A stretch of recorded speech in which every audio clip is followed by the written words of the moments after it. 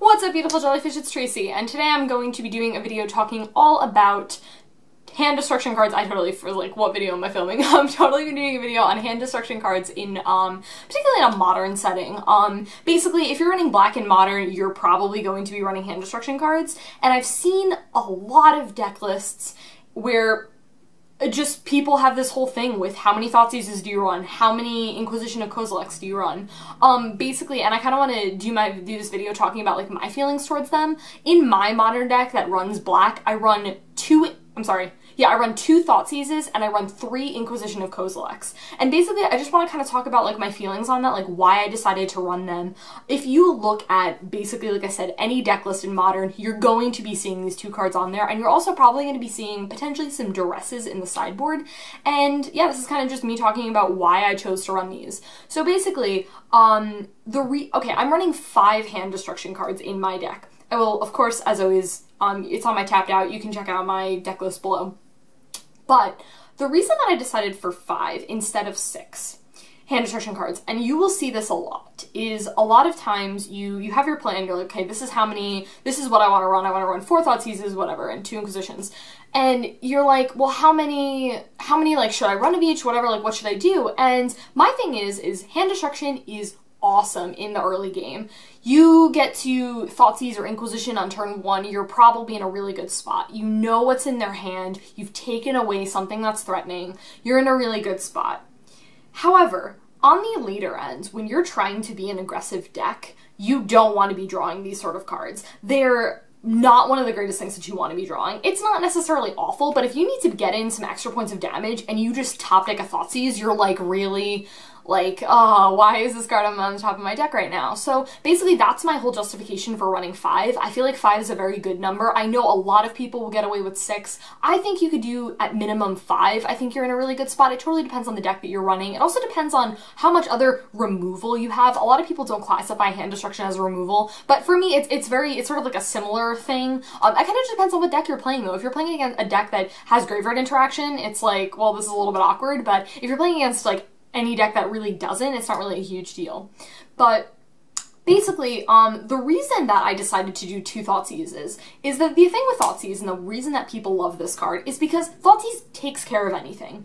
You turn 1, fetch, shock, Thoughtseise, you're taking 5 damage. That's a lot of damage to take on turn 1. But it totally depends on the deck you're playing against. If you're playing against Splinter Twin, life totals are pretty irrelevant for you. But if you're playing against any sort of aggro deck, like if you're playing against Burn and you fetch Shock Thoughtseize on turn 1, your Burn deck is probably going to be really excited because they're like, wow, you just took 5 damage on the first turn. I didn't even have to do anything. So Thoughtseize is really bad against Burn. I would really, really recommend, I don't care what you sideboard in, but not Thoughtseize. Please take them out if you're playing against a Burn. Unless you have a magically really good Burn matchup, you really don't want them, which is one of the reasons why a lot of people like Inquisition, because Inquisition doesn't get rid of everything, but it gets rid of a lot. At first when I saw Inquisition, I was like, man, this card's really not that good. Oh my gosh, Inquisition of Kozilek is a fantastic magic card. It takes care of basically everything that you need. It's not going to get rid of a Cryptic Command, it's not going to get rid of a Splinter Twin, but the thing is that you're going to get rid of their Deceiver Exart, you're going to get rid of their Pestermite, you're going to get rid of their Snapcaster Mage, because if you get rid of their Snapcaster Mage, then they can't flash back they can't flash back their Cryptic Command. Things like that. So the thing about Modern too is that Modern is a turn 4 format. You can win on turn 4 with Splinter Twin. You can win earlier than that. I've seen like Amulet decks win like turn 2. You probably even win turn 0 if you have a really good hand. Very, very rare though. But, yeah, we're talking about Modern here. We're not talking about Legacy. Legacy is a, woo, we're not even gonna go there with Legacy. But, I was totally saying something and I don't remember what it was. Oh yeah, Modern is a turn 4 format, yeah. So, the thing about it is that a lot of those cards that you see, they're going to be mana cost 3 or less. You'd really be surprised if you look at a lot of Modern deck lists, there's very few things. In my deck, the only thing that people can't hit, okay, well that's a lie. If someone Inquisition of Kozilek's me, they can't get basically 2 cards in my deck. That's Sorin, Solemn Visitor, and Spectral Procession, because that mana cost is considered 6 and not 3. But yeah, like, everything else in my deck is like 1, 2, or 3 mana. Like, Oh, okay, I lied. I have a murderous cut too, which is considered 5. But anyways, yeah, everyone's deck list is really like full of these things that are very, very low CMC. So you're gonna get a lot with Inquisition.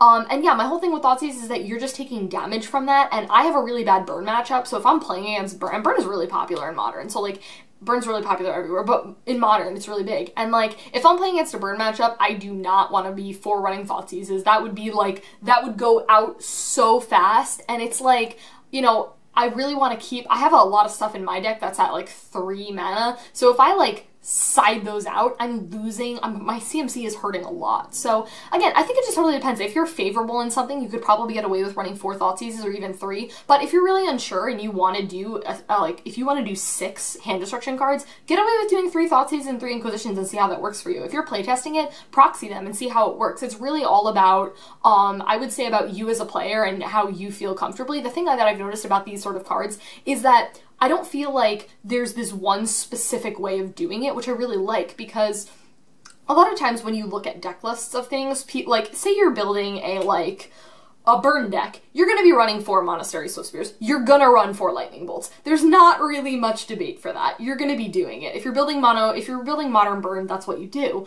But there's some leeway, and there's some, like, room, I would say, for running these hand destruction cards. And it's really, like, up to you. It's about, like, up to you where you feel comfortable. I am still trying to get over the fact of losing life. I'm running Shocklands for, like, the first time. I mean, Modern is just really... everything is really new for me because I just got into it, but yeah, like, if you're not really comfortable with that, it's like, do Inquisitions and see how they work. Like, my boyfriend loves Inquisition of Kozilek. He's like, I prefer it over Thoughtseize. So, like, ultimately, it's gonna be really up to you.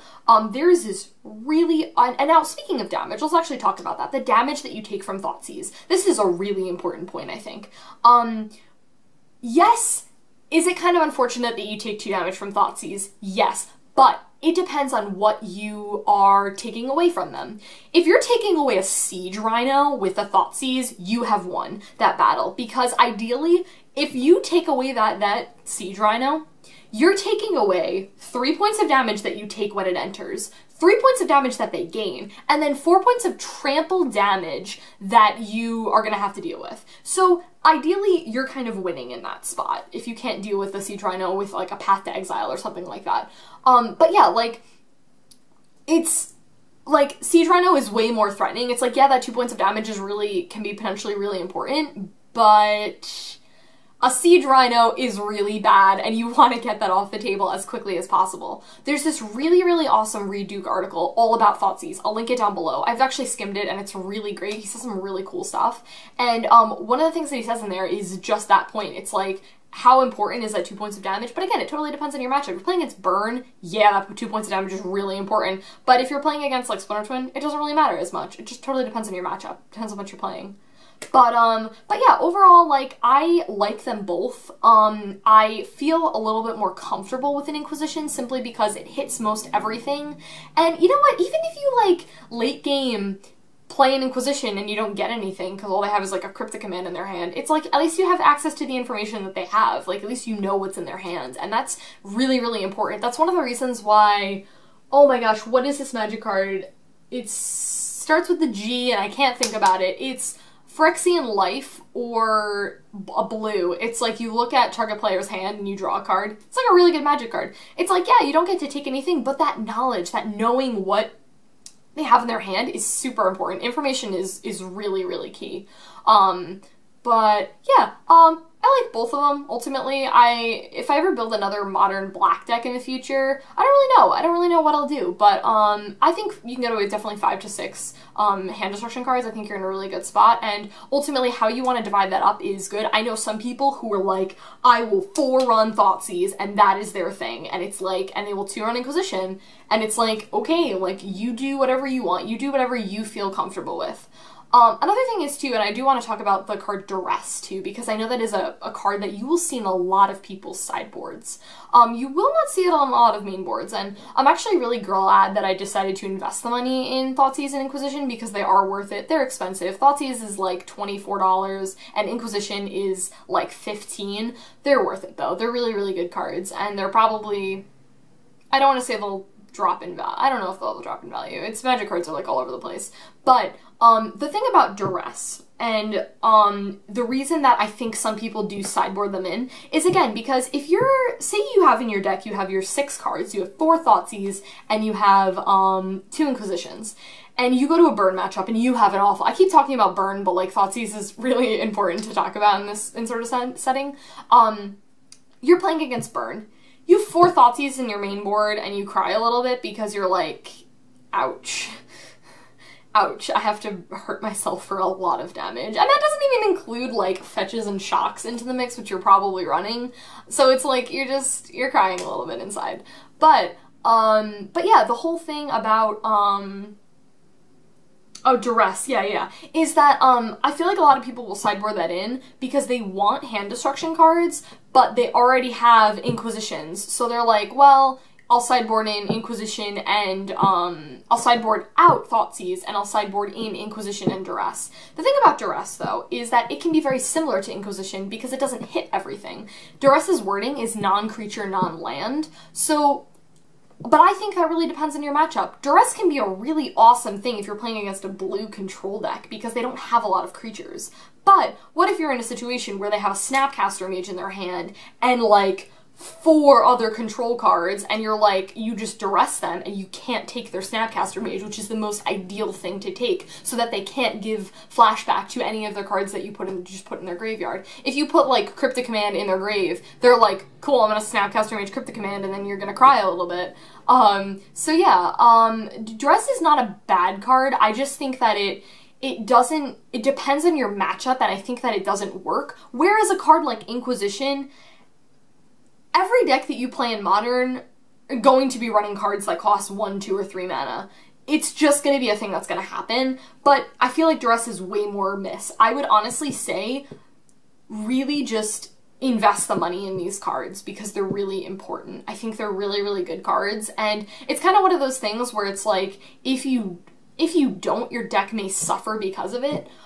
Because like I said, what if you're in a situation where you have like, you're playing against like an Abzan deck, and they have like a Siege Rhino and a Lingering Souls in their hand, and then you have to give them the Lingering Souls so they can flash it back, and you just are like really upset because you really wanted to take that Siege Rhino but you couldn't. Actually, if you had an Inquisition, you couldn't do that either. That was a terrible example. Okay, that was a really bad example. We're just not gonna talk about that one. But yeah, like, you know, it's kind of just like one of those really awkward things. So yeah, overall, I mean, Duress just really isn't my favorite. I could understand why people do sideboard them out, but ideally I think those would probably want to be Inquisitions. I would probably never sideboard Duresses in. If anything, I would just do another Inquisition if I really needed another hand destruction card, or I wanted to replace my Thoughtseizes with Inquisitions. But yeah, guys, that's it. I really want to hear your comments on this. I really want to hear, like, if you're an experienced Magic player, like, what are your feelings? How do you feel more comfortable with which card? Do you prefer Inquisition? Do you prefer Thoughtseize? It really is a matter of opinion. It really is a matter of, like, what card has been working for you. And again, like I said, this is something that, like, people have different opinions about. Like, you see a lot of people's deck lists. These numbers are going to vary if they're running both of them, which they probably are. It's just a thing. But yeah, that's pretty much all I got. I hope you guys enjoy the rest of your day/night, and I will talk to you later. Bye!